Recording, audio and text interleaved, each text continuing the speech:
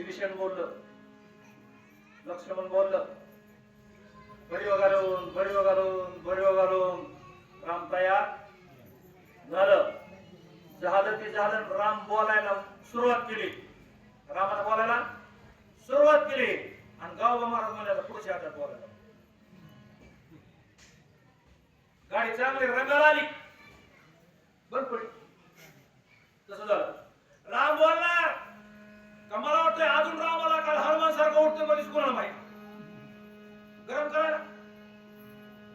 मग ह्या आता नाथ बाबांनी शरणागती, जनार्दन माऊलीला शरणागती